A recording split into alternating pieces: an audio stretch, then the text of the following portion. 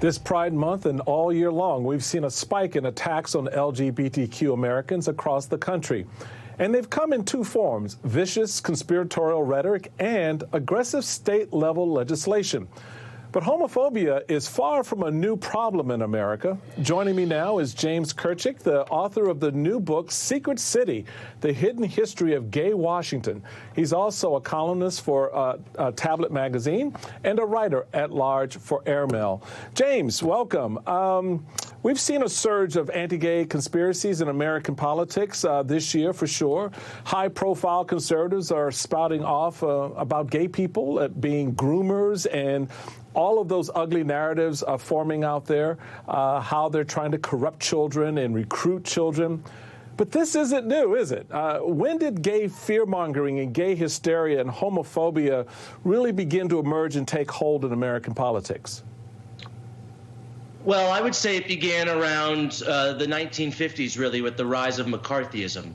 And we've obviously had, homophobic attitudes in America going back hundreds of years, of course. It's, religiously based bigotry of gay people.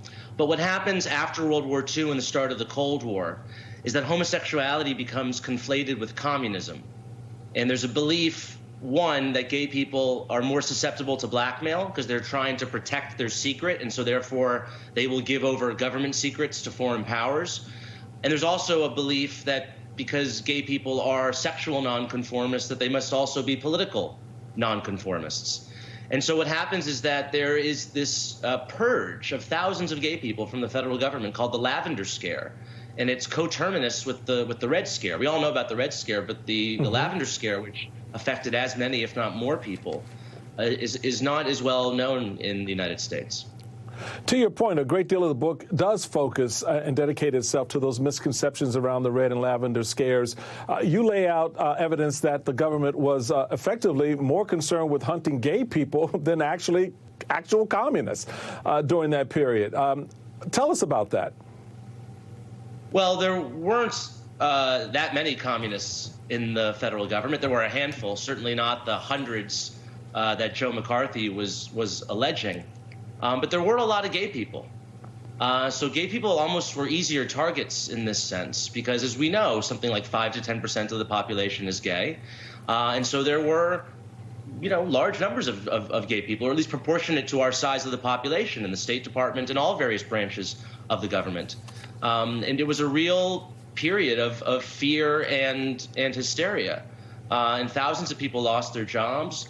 Many committed suicide. It was a very dark chapter in our country's history.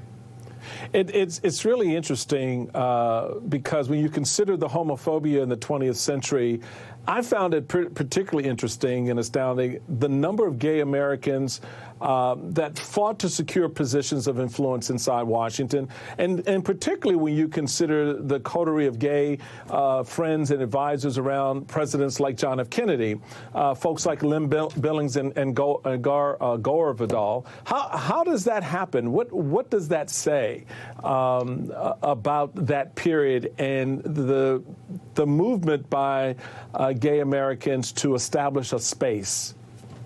Well, it's a recurring theme in my book is that we see these presidents, and my book goes back to FDR. It starts with him. Many of them have close friends who are gay or advisors who are gay. And so FDR, his Undersecretary of State, really his closest diplomatic advisor, was a man named Sumner Welles. And he becomes the victim of really the first anti-gay purge in the federal government when his enemies in the State Department use this charge against him. Dwight Eisenhower, really the man who was very, very important to him in getting him elected, Arthur Vandenberg Jr., the son of Arthur Vandenberg, the Republican senator. He was a gay man, and J. Edgar Hoover got him fired just before he was about to enter the White House. You mentioned JFK. Richard Nixon, his chief speechwriter, was a gay man, and yet unfortunately it didn't affect the policies of these presidents, right? They all had these close gay friends. They all depended upon them for advice, for speechwriting, for all sorts of things. And yet it didn't impact the public policies of any of these administrations. And it really doesn't change until the Clinton administration. There are a lot of personalities that you share with us in the book, but some stood out more than others, and I was particularly intrigued by Lady Al Capone Odessa Madre. Can you talk a little bit about her and some of your favorite characters that you came across in your research? Yeah, Odessa Madre was really a phenomenal character. She was described by one of the reviewers of my book as being half Robin Hood, half Al Capone. And she was really the most powerful black woman in Washington in the 1940s. She was an underworld figure. She ran rackets and a prostitution ring. She was also a lesbian, and she operated one of the more popular nightclubs in Washington called Club Madre. And she had pretty good relationships with much of the Metropolitan Police Department.